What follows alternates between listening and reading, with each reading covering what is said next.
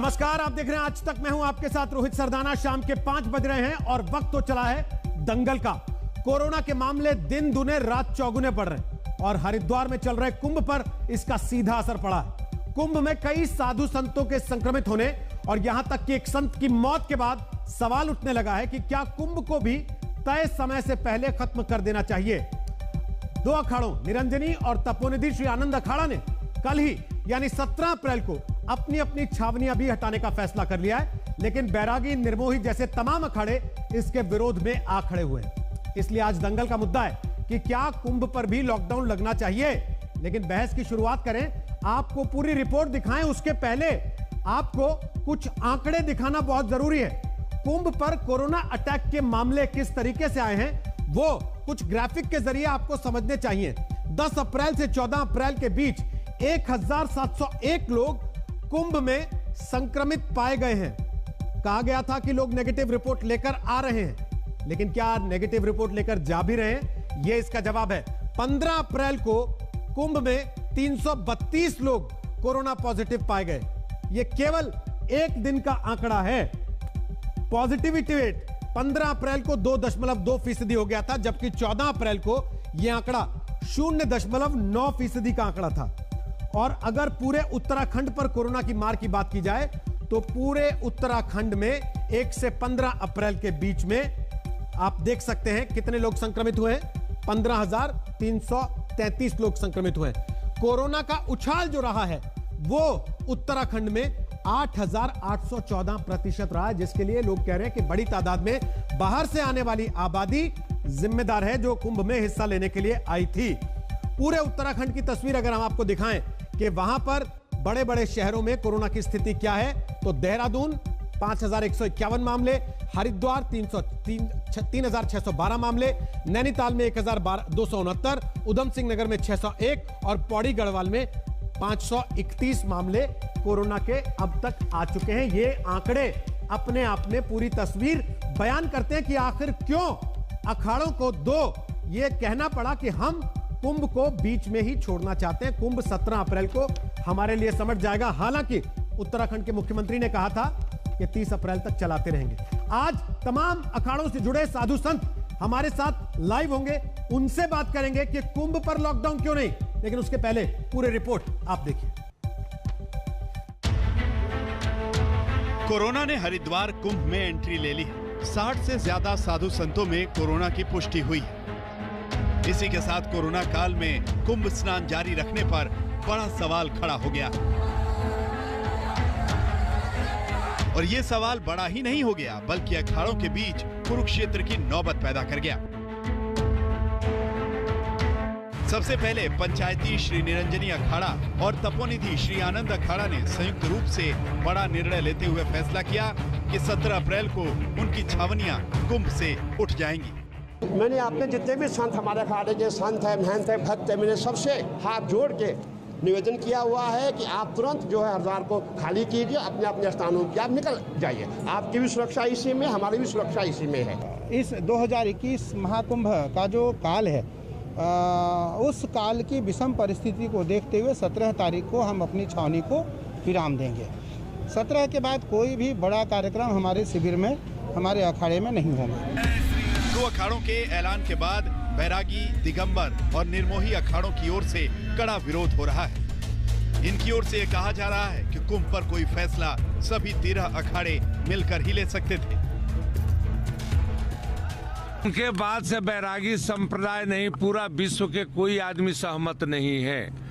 ना मेला अधिकारी सहमत है, ना हम सहमत है, ना तीनों हनी सहमत है। ये सामूहिक मेला है, देव मेला है। इस देव मेला के इनको समाप्त करने का अधिकार नहीं है। इतना जरूर मैं कहूँगा कि अभी विश्व में कोरोना काल चल रही है, बीमारी चल रही है, उसका लोग पालन करें। लेकिन यहाँ कोरोना अगर फैलाया तो सन्यासी अखाड़ों में से ही ज़्यादा कोरोना फैलाया। हमारे बैरागी साधु संतों में कहीं कोई केस नहीं आया और गंगा माई से कृपा प्रार्थना करते हैं कि केस ना आवे। लेकिन ये लोग जो गलत बयानबाजी कर रहे हैं तो ये अपने बयानों पे जो है बाज आवे। कुंभ पर अखाड़ों का ये संग्राम उत्तराखंड सरकार की मुसीबत बढ़ा सकता है। वैसे तो अभी गुरुवार को ही उत्तराखंड सरकार की ओर से यह फैसला लिया गया था कि कुंभ अपने तय वक्त पर ही समाप्त होंगे, लेकिन हरिद्वार समेत उत्तराखंड में बढ़े कोरोना मामले चिंता की वजह बन रहे हैं। लेकिन जो परिस्थितियां बनी हैं, उसमें मुख्यमंत्री तीरथ सिंह रावत के बयानों को लेकर भी सवाल उठे। उन्होंने इसी हफ्ते कहा था कि मां गंगा का आशीर्वाद लेंगे तो कोरोना नहीं होगा। यहाँ ओपन है और गंगा के पास है, माँ गंगा का अविरल धारा का पूरी तरह बहाव, आशीर्वाद ये सब लेके जाएंगे, तो उससे तुलना नहीं करनी चाहिए, ये बल्कि होना नहीं चाहिए उससे तुलना कर, तो विषय उठता है ना। बहरहाल अब कुंभ में कोरोना की वजह से बने धर्म संकट से निपटना ही होगा। हरिद्वार से दिलीप सिंह राठौड़ के साथ संजय शर्मा, आज तक। और आपको बता दें कि इस वक्त हमारे साथ हैं आचार्य महामंडलेश्वर स्वामी अवधेशानंद गिरी, जो कि जूना अखाड़े को प्रमुख हैं। स्वागत है अवधेशानंद जी आपका आज तक पर। लंबी बहस पिछले कई दिन से कुंभ को लेकर चल रही है और अब दो अखाड़ों ने सीधे सीधे तौर पर कह दिया कि 17 अप्रैल को हम अपनी अपनी छावनियां हटा लेंगे। बाकी अखाड़े क्या सोचते हैं इस पर? कुंभ चले या कुंभ बंद हो जाए? रोहित भैया, हरिद्वार से मैं आप सबका हार्दिक स्वागत करता हूं। कुंभ से मैं अपनी शुभकामनाएं पूरे संसार भर के लोगों को देता हूं कि कोरोना से मुक्ति मिले। रही बात आने वाले स्नानों की और इस मेले की, तो कोरोना के बढ़ते प्रकोप के कारण कुछ चीजें प्रतीकात्मक होनी चाहिए और उनको उस तरह से करना चाहिए जिससे कि कोरोना से कोई प्रभावित न हो।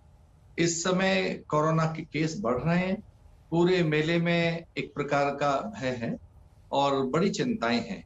यह सच है कि बैरागियों का एक स्नान अभी रहता है, पर जिस तरह से कोरोना के केस बढ़ते जा रहे हैं और मेला खाली जैसा हो गया है, इस समय मेले में बहुत रिक्तता है, शून्यता जैसे दिखाई दे रही है।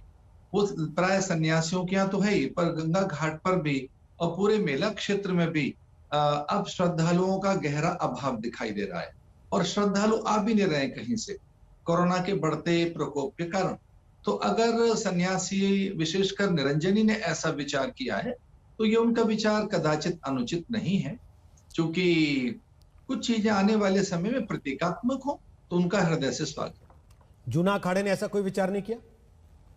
देखिए, हम लोग उस तरह से, ये तो हम भी देख रहे हैं कि हमारे यहाँ संख्या ना के बराबर है, हमारे यहाँ भी संख्या बुरी तरीके से घटती जा रही है, तो उस प्रकार का ये विचार कोई अनुचित जैसा नहीं प्रतीत। लेकिन स्वामी जी, बीच में जो दिन हमने देखे हैं, 21 लाख लोगों ने स्नान किया, 12 लाख लोगों ने स्नान किया, तो बहुत नुकसान तो ऑलरेडी हो चुका होगा। हरिद्वार के आसपास के शहरों में कोरोना के आंकड़ों में 8000% से ज्यादा का उछाल दर्ज किया गया है पिछले कुछ दिनों में। तो आपको लगता नहीं कि धर्म तो असल में रास्ता दिखाता है? तो आप लोगों को पहले ही कह देना चाहिए था कि प्रतीकात्मक रखें, इस तरीके की भीड़ भाड़ ना जुटाई जाए। देखिए, हम लोग सचेत थे, अभी भी हम सचेत हैं। हमारे आने वाले सब साधकों से हमने कहा कि वो मास्क पहन कर आए, सबने मास्क पहने, सब लोग उन सारे नियमों का अनुपालन कर रहे थे। हमारे यहाँ हर जगह सैनिटाइजेशन हो रहा था और हमने जगह जगह अपने कोरोना जांच शिविर लगाए। हमारे आश्रम में तो यहाँ तक था कि जिनके पास कोरोना की नेगेटिव रिपोर्ट है उन्हीं को प्रवेश मान्य था, जिनके पास कोरोना की नेगेटिव रिपोर्ट नहीं थी हमने उनको प्रवेश नहीं दिया। जगह जगह थर्मल चेकिंग हमने रखी है, हर व्यक्ति का हम जांच करा रहे हैं और उसके पास अगर नेगेटिव रिपोर्ट है तो उसे प्रवेश दे रहे हैं। और हमने अन्य लोगों से कहा कि वो जाएं, अपने कोरोना की सैंपलिंग कराएं। जूना अखाड़े में भी भारी मात्रा में 200-400 सन्यासियों ने सैंपलिंग कराई है, सब जगह हुई है। तो हम ये कहना चाहते हैं कि प्राण, जीवन और जैव सत्ता अथवा मनुष्यता की को प्राथमिकता मिलनी चाहिए। अन्य खाड़ों के जिनके स्नान रहते हैं उनको भी वरीयता मिले, उनकी भावनाओं को भी अथवा उनके संकल्प का भी सम्मान होना चाहिए। पर चूंकि मैंने अपनी मन की बात कही है कि बढ़ते प्रकोप को देखकर अगर कुछ चीजें सांकेतिक हो सके, प्रतीकात्मक हो सके, तो वो सर्वथा उचित रहे। प्रतीकात्मक से तात्पर्य क्या है? 5000 की जगह 5 लोग चले जाएं, स्नान कर ले तो अखाड़ों का मन। हमने ऐसा विचार किया, आने वाला जो स्नान है बिल्कुल आप ठीक कह रहे हैं। प्रतीकात्मक का अर्थ है कि आने वाला जो स्नान है 27 अप्रैल का, हमारे अखाड़ों से 2-2, 4-4 प्रतिनिधि चले जाए और स्नान करें। तो सभी अखाड़ों की सहमति है इस पर, आपस में बातचीत हुई है? देखिए, हो सकता है इस पर सहमति बन जाए, मुझे नहीं लगता कि हाँ, बैरागियों के लोग अधिक चले जाएं या वो पूरे चले जाएं, उनका स्नान रहता है तो पूरा स्नान कराएं। उनके लिए मैं ये नहीं कह रहा हूं, लेकिन जिनके स्नान हो चुके हैं वे कुछ प्रतीकात्मक 5-5 साधु, 10-10 साधु चले जाएं सोशल डिस्टेंसिंग का पालन करते हुए। लेकिन अगर बैरागियों का स्नान रहता है तो हम उनके स्नान की बाधा की बात नहीं कर रहे हैं, उनकी भावनाओं का हम सम्मान कर रहे हैं। आखिर क्या वजह है कि साधु संत इस मामले में कुंभ को 30 तक कराते रहने पर आमादा हैं, पहले समेटने को तैयार नहीं है? योगी आदित्यनाथ ने तो कहा कि आस्था मनुष्य से होती है, मनुष्य आस्था से नहीं होता, और यही बात आप भी कहते रहे। देखिए, मैं माननीय योगी जी की इस बात से सहमत हूं। सबसे बड़ी प्राण सत्ता है जीवन पहले, आस्था और व्यवस्थाएं बड़ी गौण चीज है। और कभी कभी ऐसा होना चाहिए कि जो परिस्थितियां हैं, देशकाल परिस्थिति के अनुसार भी निर्णय लिया जाता है।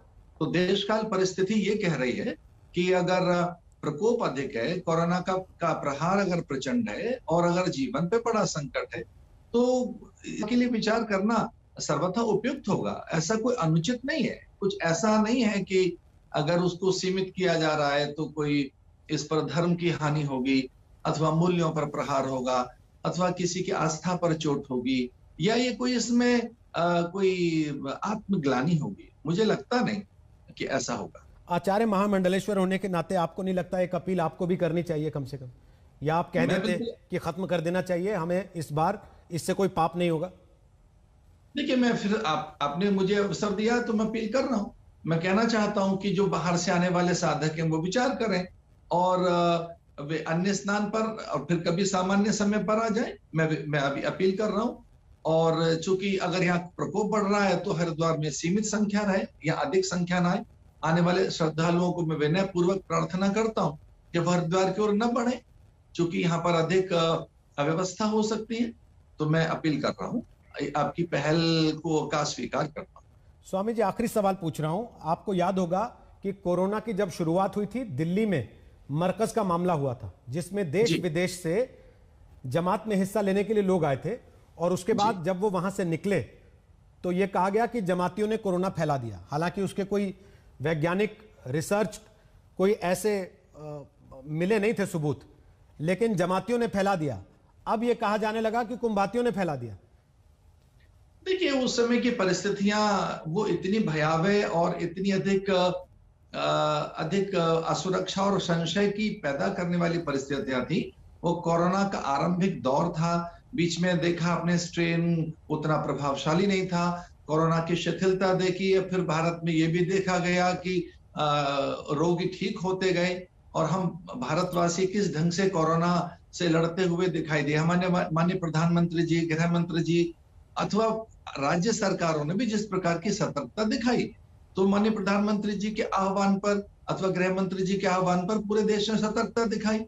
हमको कुंभ में ऐसा लगता था कि हम सब चीजें ठीक कर लेंगे और ठीक दिशा में भी जा रही हैं, लेकिन ये अकेला कुंभ में ही तो कोरोना नहीं बढ़ रहा है। ये पंजाब में भी आंकड़े हैं, बंगाल में भी आंकड़े हैं, राजस्थान में और आंकड़े ज्यादा हैं, महाराष्ट्र में बहुत ज्यादा हैं। महाराष्ट्र की तो स्थिति बहुत बेकार है। तो ये ऐसा नहीं है कि जिस आंकड़े से आप कुंभ को देख रहे हैं तो ये आंकड़ा तो बहुत ज्यादा महाराष्ट्र में, पंजाब में बहुत ज्यादा है। वहां की स्थितियां तो बहुत विकट हैं, भयावह। राजस्थान तो बुरी तरीके से चपेट में। उस मात्रा में, उस अनुपात में स्वाभाविक है कि वो आंकड़ा हरिद्वार में भी है, पर वो आंकड़ा उतना प्रचंड नहीं है। लेकिन हमको इन सारी परिस्थितियों का ज्ञान नहीं था और पूरे देश को भी इस बात का पता नहीं था। पूरे देश में ही प्रकोप है ना, अकेला कुंभ में नहीं है ये प्रकोप।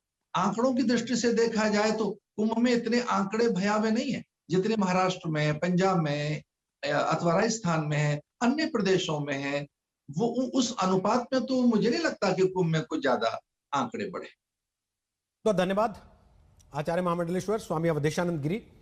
वो अपील कर रहे हैं कि श्रद्धालु हरिद्वार कुंभ में आगे के स्नान के लिए ना जाएं, और जो अखाड़े बच गए स्नान करने, उनका कहना है कि प्रतीकात्मक स्नान हो। 5-5 हजार, 10-10 हजार की संख्या में साधु सन्यासी ना जाएं, 5-4 कुछ करके संख्या के तरीके से वहां पर प्रतीकात्मक स्नान करा दिया जाए। हमारे साथ पूरा पैनल होगा कुछ साधु संतों का, लेकिन उसके पहले हमारे साथ स्वामी अविमुक्तेश्वरानंद सरस्वती इस वक्त लाइव आ गए हैं। कुछ मिनट के सीधे सवाल अविमुक्तेश्वरानंद जी मैं आपसे करूंगा। स्वागत है आपका आज तक पर। आप कुंभ जारी रखने के पक्ष में हैं या आपको लगता है कि समेट देना चाहिए, पहले खत्म कर देना चाहिए वक्त से?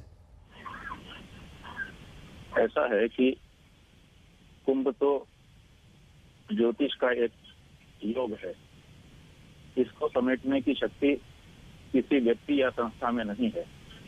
कुंभ का पर्व ज्योतिषीय गणना से आता है। जब मेष राशि में सूर्य होते हैं, कुंभ राशि में बृहस्पति होते हैं, तब हरिद्वार में कुंभ होता है। तो कुंभ तो अपने समय से आया है और अपने समय से ही जाएगा। समेटना ना समेटना ये हमारे वश में है नहीं। हम तो पुण्यकाल का लाभ ले सकते हैं, तो वो हम ले रहे हैं और हम किसी को वंचित करने के पक्ष में नहीं है। जहाँ तक कोरोना की बात है, कोरोना के कारण अगर आप ये कहना चाहते हैं कि यहाँ से हट जाना चाहिए, तो हमको वो जगह बताई जाए जहाँ पर कोरोना ना हो। इस देश में या इस देश के बाहर कोई ऐसी जगह सुरक्षित बता दीजिए जहाँ कोरोना ना हो, तो हम सब वहाँ उठ करके चले जाएं। जब सब जगह कोरोना है और उस सब जगह जा करके बच के ही रहना है, तो हमारे पुण्य भूमि, ये पुण्य काल हमसे क्यों छुड़वाया जा रहा है और ऐसा भ्रम क्यों उत्पन्न किया जा रहा है कि कुंभ समाप्त हो गया? कैसे समाप्त हो सकता है कुंभ? ये हमारा पक्ष है। अगर आप ऐसी बातें करेंगे तो सामान्य आदमी क्या सोचेगा? आप लोग तो राह दिखाने वाले लोग कहे जाते हैं। हाँ, तो राह ही दिखा रहे हैं हम कि पुण्य काल में किसी को वंचित नहीं करना चाहिए। जहाँ तक स्वास्थ्य का प्रश्न है, स्वस्थ रहने के लिए जो नियम हैं, जो सावधानियां हमको बरतनी है, वो हम जहाँ जाएंगे वहाँ भी हमको बरतनी ही पड़ेंगी। तो हम यही उन सावधानियों को बरतते हुए क्यों नहीं कुंभ का स्नान कर सकते हैं? स्वामी जी, बढ़ती जा रही होती है अगर स्नान की बात है, अगर बढ़ती जा रही होती है वो सावधानियां, तो हमारे शास्त्र में ये नहीं है कि कोई संस्था के कुछ लोग जाकर के स्नान कर लेंगे तो संस्था को पुण्य हो जाएगा। ये जो कुंभ स्नान का पुण्य होता है, ये व्यक्ति को होता है। जो व्यक्ति डुबकी लगाता है उसको ये पुण्य उपलब्ध होता है। किसी संस्था विशेष को नहीं होता है कि संस्था के 5 लोग चले जाएंगे तो पूरी संस्था को ये पुण्य मिल जाएगा। महाराज, आदमी पुण्य कमाने के लिए जाए और जान गंवा के आए तो ऐसा पुण्य किस काम का? भाई, अभी हमने सुना, कोई व्यक्ति कह रहे थे कि आस्था और व्यवस्था सामान्य वस्तुएं हैं, तो फिर जान न्यौछावर करने के जो हमारे किस्से पुराने लोगों ने सुनाए हैं, हमारे देश के लिए हमारे सैनिक प्राण दे देते हैं, हमारे धर्म के लिए, हमारी संस्कृति के लिए, सभ्यता के लिए लोग प्राण दे देते हैं। ये सारी बातें तो फिर बेमानी हो जाएंगी ना। अगर आस्था और व्यवस्था सामान्य वस्तुएं हैं, प्राण ही सबसे बड़ी चीज है, तो प्राण तो फिर सबसे बड़ी हो गई। फिर तो सारी कहानियां भारत की बेकार हो जाएंगी। अभी आपने स्वयं कहा कि कुंभ जो है वो ग्रह काल नक्षत्र से तय होता है। आपने स्वयं स्वीकार नहीं कर सकते हैं। आपने स्वयं हमारी आस्था हमारे लिए प्राण से भी बड़ी है और हम बचत करने के। महाराज, आपने स्वयं कहा ना कि कुंभ ग्रह काल नक्षत्र से तय होता है, तो कुंभ तो फिर आ जाएगा। ये कोई युद्ध काल तो है नहीं कि जिसमें आपको अपनी जान गंवा के साबित करना है कि देखो हम ही खड़े हुए हैं।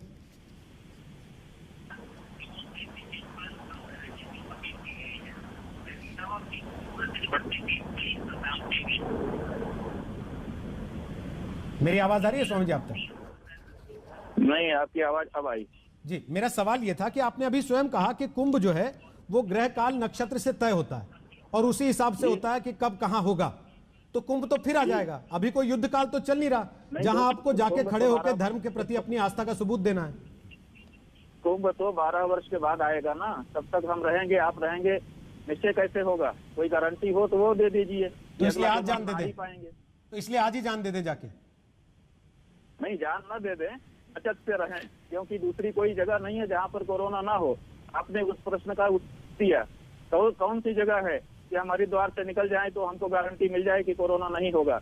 जब सब जगह हमको कोरोना का सामना करना ही है और सावधानियां बरतते हुए ही अपने प्राणों की रक्षा करनी है, तो हम हरिद्वार में ये काम क्यों नहीं कर सकते? ये हम आपसे पूछना चाहते हैं। महाराज, अगर सावधानियां बरती जा रही होती उसी तरीके से, तो वो कपिल महाराज की मृत्यु नहीं हो जाती।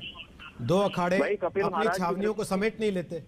अभी जो आपने टेलीविजन पर आंकड़े गिनाए हैं, उसमें हरिद्वार से ज्यादा लोग देहरादून में संक्रमित पाए गए हैं। आपके अभी सुनाए गए आंकड़ों में हाँ नहीं 50 किलोमीटर है। आखिर क्या कारण है कि देहरादून में ज्यादा लोग संक्रमित हुए हैं और हरिद्वार में इतनी बड़ी भीड़ होने के बाद भी कम लोग संक्रमित हुए हैं? इसका भी तो जवाब बताइए। स्वामी जी, ये भी तो हो सकता है कि हरिद्वार से ही संक्रमण वहां तक पहुंच रहा हो, क्योंकि संक्रमण फैलने वाला संक्रमण है। संक्रमण हरिद्वार में नहीं होता है, देहरादून पहुंच जाता है। यहाँ से कोई अलग से पाइपलाइन लगाई हुई है क्या? कैसी बात करते हैं सरदाना जी आप? तो मैं ये पूछ रहा हूँ, अगर हरिद्वार से संक्रमण पहुंच रहा होता तो पहले हरिद्वार में वो दिखाई देता, लेकिन हरिद्वार में आंकड़े कम हैं, देहरादून के आंकड़े ज्यादा हैं। आखिर क्यों? तो फिर तो लॉकडाउन भी नहीं करना चाहिए कहीं भी देश में, किसी भी शहर में, नहीं। पाइपलाइन से तो जा नहीं रहा संक्रमण। चाहिए, हम नहीं कहना चाहेंगे। यहाँ बात कुंभ की हो रही है, कुंभ को बंद कर देने या ना बंद कर देने की, उसी संदर्भ में कृपया बात को रखा जाए। कुंभ आस्था का विषय है, ये कहना है कि हम लोग या अहंकार का विषय हो गया? क्यों हटाने की बात कही जा रही है, और कुछ संस्थाएं क्यों आगे आकर के ये भ्रम फैला दे रही हैं जनता में कि कुंभ समाप्त हो गया? आखिर ऐसा करने के पीछे उनका क्या उद्देश्य है? क्या आ गया कि वो ग्रह योग नक्षत्र को पलट देंगे क्या?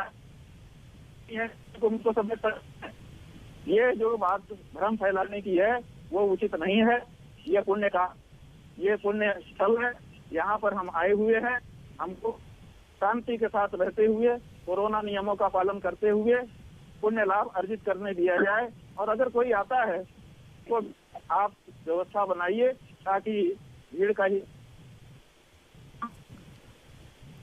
बहुत बहुत धन्यवाद स्वामी अवित मुक्तेश्वरानंद जी। आवाज आपकी कट रही है, ठीक से सुन नहीं पा रहे आखिर में आपको। हाँ, वो तो कट जाएगी। आप नहीं, ऐसा नहीं है, बीच में ठीक से आ रही थी तो हम सुन भी रहे थे। बिल्कुल नहीं, ऐसा नहीं है स्वामी जी। आप लगातार बोले हैं और लगातार सबने सुना है, और जहां आवाज कटने लगी वही मैंने बताया, दर्शक देख रहे हैं। लेकिन आप साधु सन्यासी होकर अगर इस तरीके की बात करेंगे तो फिर उसके बाद तो मैं आगे कुछ कह ही नहीं पाऊंगा सर। स्वामी जी, उसके बाद तो कुछ कहने का तात्पर्य नहीं बचता, उसके बाद कुछ कहने का तात्पर्य नहीं बचता। धन्यवाद आपका। ठीक है, आप मत कहिए, धन्यवाद। चैनल है, आप मत कहिए जी। धन्यवाद आपका। आप किसी एक पक्ष को आगे बढ़ाइए। स्वामी जी, दोनों पक्षों को हमने रखा, आप भी बैठे हैं यहाँ पर, आपके पहले वाले सज्जन भी बैठ के गए, आपने भी अपनी बात कही, आपके बाद भी 3 लोग और आने वाले हैं। अगर आपके पास समय हो तो जरूर देखिएगा, उनको भी सुन लीजिएगा। हमारे साथ आचार्य प्रमोद कृष्णम आ रहे हैं, वो कल की पीठ से जुड़े हैं। हमारे साथ स्वामी चिदानंद सरस्वती आ रहे हैं, वो परमार्थ निकेतन आश्रम से जुड़े हैं। और स्वामी जितेंद्रानंद सरस्वती हमारे साथ इस वक्त लाइव आ गए हैं, वो अखिल भारतीय संत समिति से जुड़े हैं। स्वामी जितेंद्रानंद जी, 2 धर्म गुरुओं को आपने सुना, एक ने कहा कि प्रतीकात्मक स्नान होना चाहिए, और दूसरे ने कहा कि हम तो स्नान करेंगे, हम अपना पुण्य का मौका क्यों गंवाएं, 12 साल में एक बार आता है। क्या कहिएगा इस पर? कहना क्या है, जित है और जित का कोई निवारण नहीं होता। जहां तक शाही स्नान और कुंभ का प्रश्न है, 3 शाही स्नान पहले से होते रहे। चौथा शाही स्नान जो 27 अप्रैल को कहा जा रहा है, तो 27 अप्रैल के स्नान का वो वैष्णवों के लिए पिछले 2010 के कुंभ में एक व्यवस्था बनी थी। शाही स्नान वस्तुतः 3 ही होते हैं, और चौथा वैष्णव संप्रदाय का मान रखने के लिए एक व्यवस्था बनाई गई है। और इस व्यवस्था से ऐसा नहीं कि न हम भाग रहे हैं न समाज भाग रहा है, लेकिन समाज पर अगर ऐसी आपदा आई हो तो ऐसी परिस्थितियों में आपत्ति काले मर्यादा नास्ति, आपत्ति का समय हो। पूरी दुनिया में सच है कि कोरोना फैल रहा है, तो ये ऐसी जगह पर बैठ करके जहाँ पे ऐसी मर्यादाओं का पालन नहीं हो पा रहा है, तो ये कह देना कि चलो कुंभ को समाप्त करते हैं, प्रतीकात्मक स्नान कर ले, मुझे इसमें कोई बुराई नजर नहीं आती। और जहाँ तक मन की पवित्रता बाकी चीजें हैं, वो हाँ, रोहित जी, मुझे एक बात पे आपत्ति है जिसे कहना जरूर है आपके चैनल कि कुंभ को बहाना बना करके भीड़ तो बंगाल की रैलियों में भी हो रही, तमिलनाडु से केरल तक के चुनाव में भी हो रही, और अभी एक और प्रश्न उछाला गया कि हॉस्पिटल, ये मंदिरों से क्या होना है और मंदिर क्यों है, हॉस्पिटल, अर्थात बहाना कोई भी हो, सनातन हिंदू धर्म को निशाना बनाया जाए।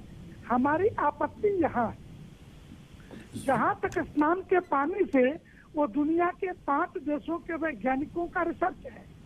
संयोग और सौभाग्य से मैं गंगा महासभा का भी महामंत्री हूँ, तो ये बात मैं अधिकार पूर्वक आपसे कह रहा हूँ आपके चैनल के माध्यम से। दुनिया के 5 देशों का रिसर्च है, सामूहिक गंगा स्नान से कीटाणु समाप्त होते हैं, कीटाणु मरते हैं। पैदा नहीं होते, इसलिए कुंभ से ये विषाणु कीटाणु पैदा नहीं होंगे। परंतु जो वातावरण बना है, इस वातावरण में अब मैं भी आपके चैनल के माध्यम से कुछ संतों से निवेदन करूंगा, सबके श्री चरणों में दंडवत करके कि महाराज जी जीवन रहेगा तो आगे 6 साल पर अर्धकुंभ भी लगेगा, उसके आगे यह जीवन इसलिए नहीं कि हम और आप रहेंगे, इसलिए कि हमारे और आपके दिखाए रास्ते पर ही समाज को चलना है। अगर हम जिद पर अड़ेंगे तो समाज तोड़ेगा ही, इसलिए नहीं कि मुझे मृत्यु का भय है, मैं इसलिए अड़ूंगा। मैं तो पूज्य संतों के श्री चरणों में साष्टांग प्रणाम करके आग्रह करता हूँ कि इस कोरोना के महामारी काल में संत आगे आए, रास्ता दिखाएं, सबको राह बताएं, क्योंकि हम पर समाज की आस्था है। इसलिए मेरा मानना है कि अब उस चौथे स्नान की जिद छोड़ करके 3 स्नानों से कुंभ पूरा हो। ठीक स्वामी जी, कुंभ पर लॉकडाउन होगा। हमारे साथ स्वामी चिदानंद सरस्वती हैं, हमारे साथ स्वामी जितेंद्रानंद जी हैं और हमारे साथ आचार्य प्रमोद कृष्णम है। तीनों से हम बात कर सकते हैं। स्वामी चिदानंद जी, आपकी क्या राय, क्या कुंभ समय से पहले समाप्त कर दिया जाना चाहिए मौजूदा हालात को देखते हुए? मुझे लगता है कि सबसे पहले प्रश्न है, जान है तो जहान है, और उसके लिए हमें आस्था को किसी तरह से व्यवस्था से बांधना नहीं चाहिए, और व्यवस्थाएं यदि अनुमन्य नहीं करती हैं तो उनका भी पालन करना चाहिए। तो परंपरा बचे, उसका भी ध्यान रखें, और उसके लिए केवल प्रतीकात्मक रूप से, जैसा कि स्वामी अवधेशानंद जी महाराज ने भी कहा कि सभी अखाड़े अपने अपने 5-5 संत, 11-11 संत, और इतनी खुली जगह है, खुले नियमों का पालन करते हुए उसमें स्नान करें। तो मुझे लगता है कि परंपरा भी बचेगी और कुंभ का दायित्व भी जो समझते हैं कि ऐसा होना चाहिए बचेगा। रही बात लोगों की जो अपने घरों में हैं, मैं कहना चाहूँगा कि लोगों को भी, हमारे यहाँ तो मान्यता है कि गंगे च यमुने चैव गोदावरी सरस्वती नर्मदे सिंधु कावेरी जलेस्मिन सन्निधिम करो। अगर कोरोना काल में हमें इस बात का ध्यान रखना पड़ता है, आपदा काल में, तो हमें इसका भी रखना चाहिए कि अपने अपने घरों पर, अपनी अपनी नदियों पर, वहाँ पर एक प्रतीकात्मक रूप से उनका नदियों का आह्वान करते हुए स्नान करें, बल्कि इस कुंभ को एक नया रूप दें कि उन नदियों पर स्नान करते समय एक संकल्प लें कि हम जहाँ जहाँ पर हैं वहाँ पौधे लगाएंगे, पेड़ लगाएंगे, वहाँ स्वच्छता रखेंगे, क्योंकि इस भीड़ में तो स्वच्छता के लिए सरकार ने किया है, लेकिन जहाँ हम होंगे वहाँ हम खुद करें। इसलिए आस्था अहंकार का विषय ना बने, आस्था स्वीकार का विषय बने, और उसके लिए हम अपने लिए ये भी ध्यान रखें कि अपने लिए भले एक व्यक्ति हैं, लेकिन अपने परिवार के लिए एक पूरी दुनिया है।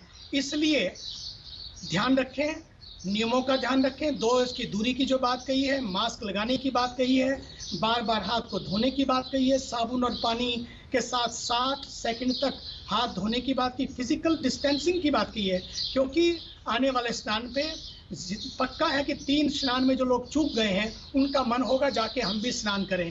तो मैं तो उनसे कहना चाहूँगा कि वो ऐसा ना करें, बल्कि जहाँ जहाँ हैं वहीं पर करें। सरकार ने व्यवस्थाएं बनाई हैं, 3 स्नानों पर हमने स्नान भी किया है, दर्शन भी किया है, उसकी मैं तारीफ करता हूँ कि जिस तरह से। लेकिन कोविड की समस्या को देखते हुए अब कोरोना से करुणा की ओर आए, और वो करुणा अपने साथ शुरू करें, अपने तीर्थों के साथ शुरू करें, अपने परिवार के साथ शुरू करें, और नियमों का पालन करें, ये बहुत जरूरी है। आचार्य प्रमोद कृष्णम, लेकिन हमने स्वामी जी को सुना अभी थोड़ी देर पहले, अभी मुक्तेश्वरानंद जी को, वो कह रहे थे किसी और के स्नान से मुझे कैसे पुण्य मिल जाएगा, और 12 साल में एक बार मौका आया, मैं क्यों छोड़ू।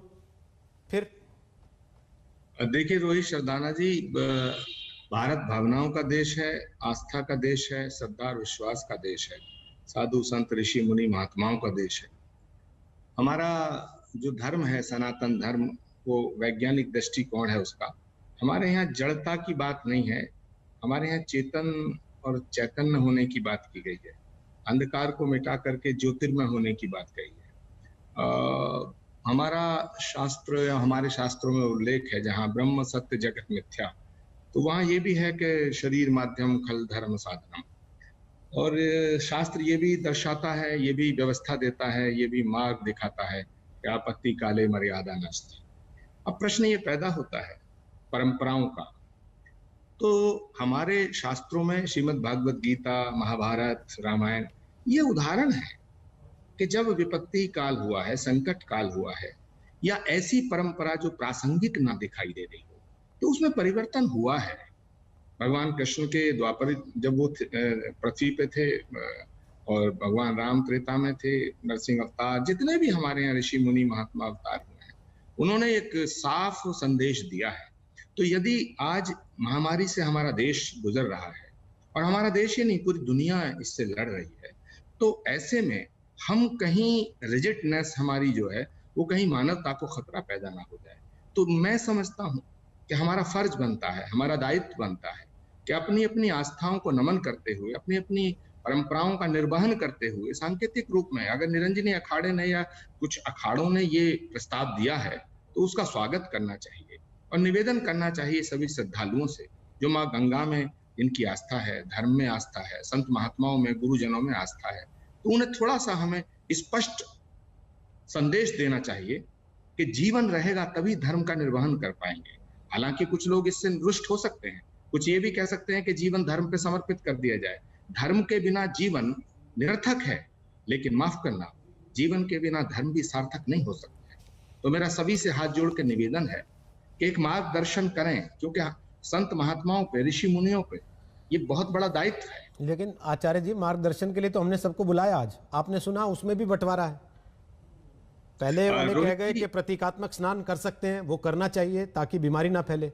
दूसरे वाले कहने लगे कि हरिद्वार में केस कम है, देहरादून में ज्यादा है, कोरोना पाइप से लगा के जा रहा है क्या? अब उसके आगे क्या बहस कीजिएगा?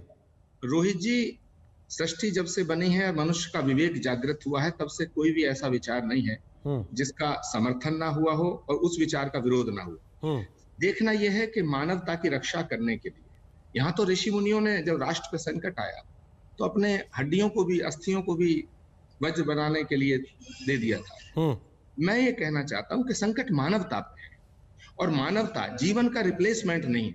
हमारी परंपराएं अगर कहीं टूट रही हैं, बल्कि कुंभ को थोड़ा शॉर्ट करने में परंपराएं टूट नहीं रही हैं। मैं अवधेशानंद जी की बात से भी सहमत हूँ, स्वामी चिदानंद जी की बात से सहमत हूँ, स्वामी जितेंद्रानंद जी ने भी जो बात कही है मैं उनसे सहमत हूँ। लेकिन मेरा मत है, मेरा निवेदन भी है, मत भी है। मैं ऐसा मानता हूँ कि जब जीवन पे संकट हो तो सबसे पहली प्राथमिकता जीवन को सुरक्षित रखने की होनी चाहिए, और जब जीवन है तभी आगे की चीजें चलेंगी। तो मैं ये नहीं चाहता कि सनातन धर्म के मानने वालों पर, सनातन धर्म के पथ प्रदर्शकों पर, जो मार्गदर्शक हैं, उन पर ये उंगली उठे कि सनातन धर्म के लोग फेनेटिक हैं, रिजिड हैं और कट्टर हैं, और कट्टरता के की इस बलि वेदी पर जो है ये हमारे मानव जाति चढ़ रही है। मैं इसके पक्ष में नहीं हूँ। मैं स्वागत करता हूँ उन अखाड़ों का जिन्होंने ये कदम उठाने का प्रयास किया है और थोड़ा सा लीक से हटके चलने की बात की है। स्वामी चिदानंद, क्या एक सहमति नहीं बन सकती थी? क्या अखाड़ों में इतना बंटवारा है, या जिद हावी हो गई है, अहंकार हावी हो गया कि आपने तो स्नान कर लिया, हम क्यों छोड़े मौका?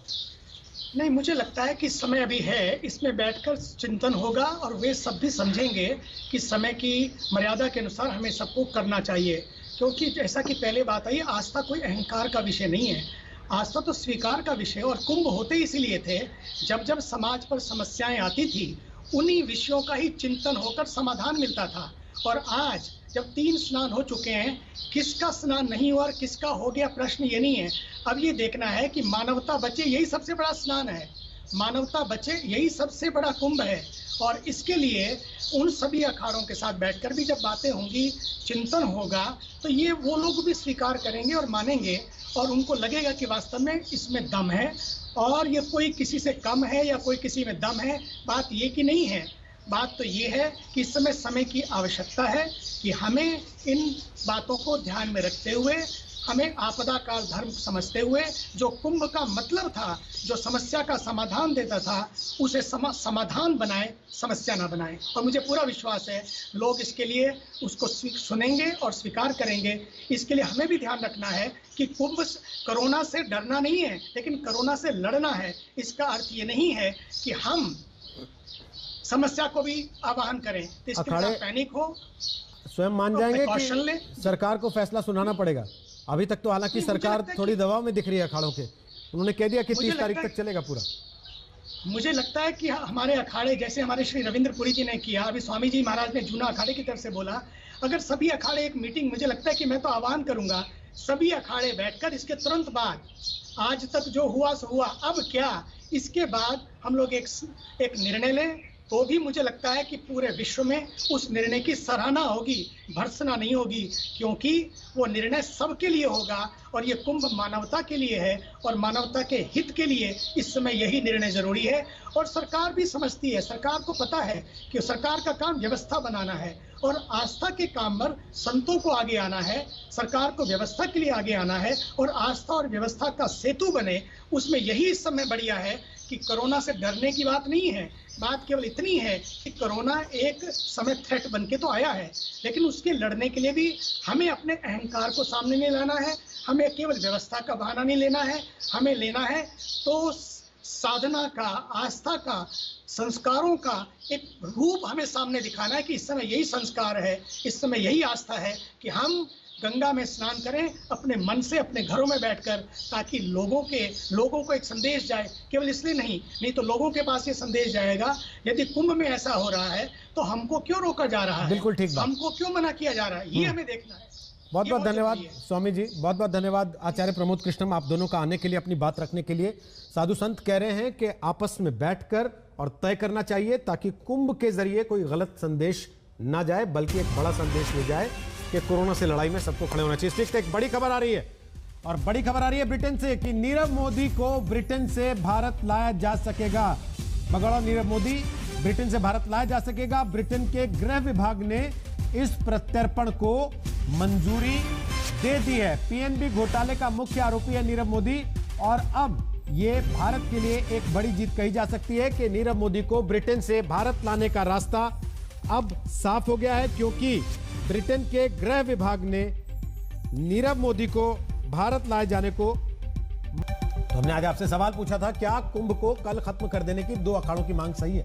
आपके जो जवाब हमें मिले, 88% लोगों का कहना हाँ, जबकि 12% लोगों को ऐसा नहीं लगता। छोटा सा ब्रेक ये बताते हुए कि दंगल आप अपने मोबाइल फोन पर भी देख सकते हैं, डाउनलोड कर लीजिए हमारा मोबाइल ऐप या फिर विजिट किया कीजिए हमारी वेबसाइट aajtak.in।